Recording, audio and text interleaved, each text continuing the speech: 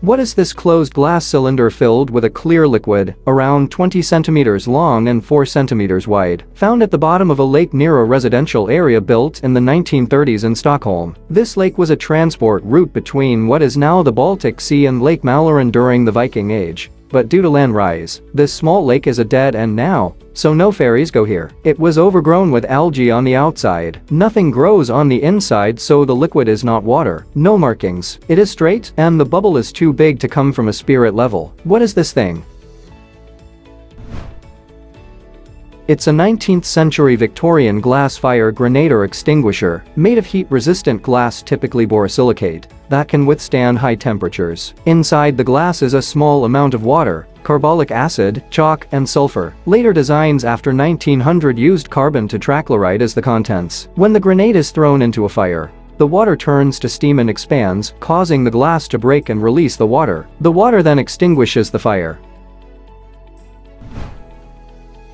What is this? Some sort of pliers, maybe 6 inches long. Ridges on the inside but also on top. The ridges on top really intrigue me. There's a curl at the end of the handle, found in a junk shop type place, but I do not have access. Certainly some sort of pliers type tool, but looks like it would be non-destructive type grabbing, so maybe fabric, but those are usually much whiter. What is this thing for? It's a Deddy's fish gripper, from the 1950s, basically a type of plier to hold a fish's mouth open while you extract the hook. It works better than any other tool I've seen for this purpose. The flat surface of the pliers doesn't harm the fish, and gives you a good grip on the jaw. I use this tool to hold open the mouths of northern pike and walleye, then extract the hook with a baker hook out. What is this rectangular ceramic container with a handle? It held 2 ceramic plates of the same relative shape and design. Written on the bottom was S8673 in blue ink. The darker metal piece sticking up from the top twisted, but seemed to have no function. Found in a thrift store in LA. Marked vintage. I honestly have no idea what it could be other than a very odd way to hold those small dishes. What is it? It's a silent butler, sometimes called an ash butler, and reached the height of its popularity in the 1940s. It is used for collecting the contents of ashtrays, crumbs from a dinner table, etc. for disposal. The inserted plates have 2 functions. You either put both of them out if everyone smokes, or you put one tray down for the smokers, and when it gets full, you swap it out for the clean one. These were usually in steel or silver, so I'd guess a ceramic one is a bit rarer, especially with the insert still with it. What is this strange handle thing with one hole through the whole length and another hole on the side? It is about 16 centimeters long and about 2 centimeters in diameter. The indents on the end without the hole through it look like they are designed to be grabbed with 2 fingers. Other than that, there are just several markings on it, but they seem to have no purpose. Found in a random drawer in our house in Central Europe. What is it used for? This might be some type of string tool. These are very common among old school fishermen for repairing nets. You'll frequently see them hanging over the side of their small boats, at least in New England. What is this thick flat piece of glass with 2 holes? The writing says Linaurie BTE. My uncle found it near Vazées-Limond in Auvergne, France. It is a small item made of thick glass with 2 holes at the top. It measures 3.2 centimeters wide and 5.5 centimeters long and 1.3 centimeters thick. It looks like a strain insulator, but I'm not sure. Any ideas?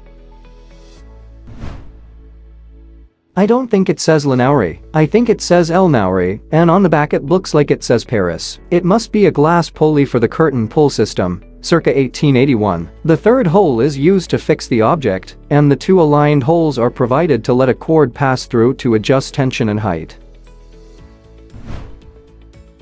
What is this orange metal tube around 20 centimeters long, with a parachute inside around 50 centimeters in diameter attached to the lid, possibly from 1944? The tube is empty and only holds the parachute and its cords. The front side says weak lid, probably because it's thin metal. It also says KBIA. I couldn't find what that may stand for. And KMK42 on the parachute. 944 is probably the date of manufacture. Any ideas?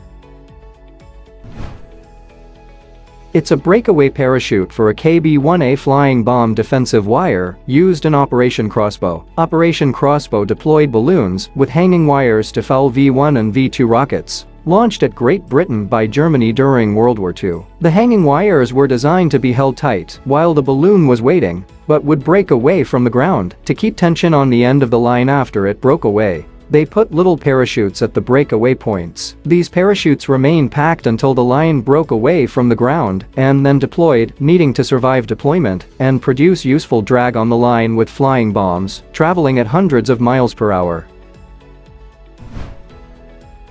What is this set of 6 ivory elephants that are hollowed, bought in Ludvika, Sweden on a flea market? The set of 6 each depicts 2 elephants with their trunks meeting in the middle, 6 to 7 centimeters in length and 1 centimeter across, hollowed out both in the middle and throughout. We suspect it has something to do with dining, maybe napkin holders, but slightly too small to hold anything. Any ideas? It's a Victorian ivory knife rests, hand-carved with simple detail to represent pairs of facing elephants with trunks joined.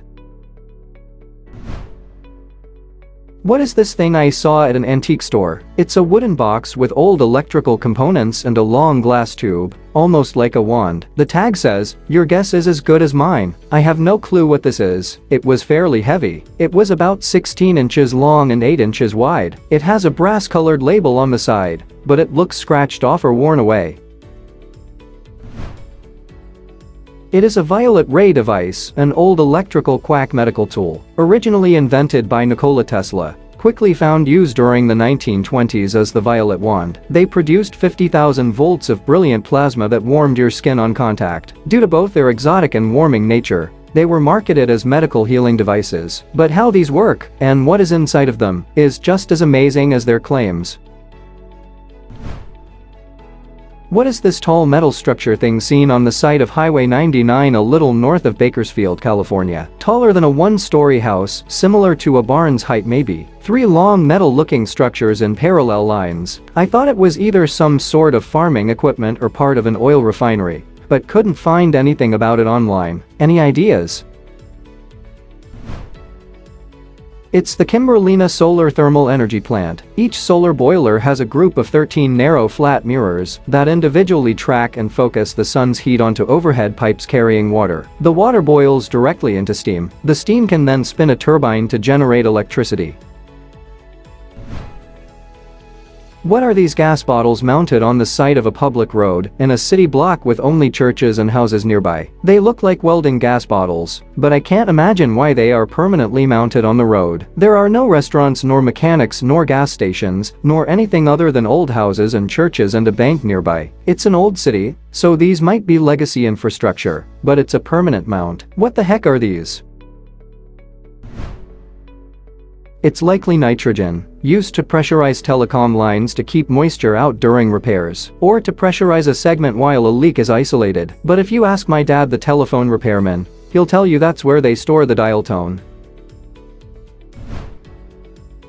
What is this black wooden drumstick-shaped item with brass end that has a square hole insert, a little over 16 inches long and about 3/4 inch in diameter? It came in a lot of World War II items. Any ideas? Please let us know in the comments. Thanks for watching. Let's make life fun.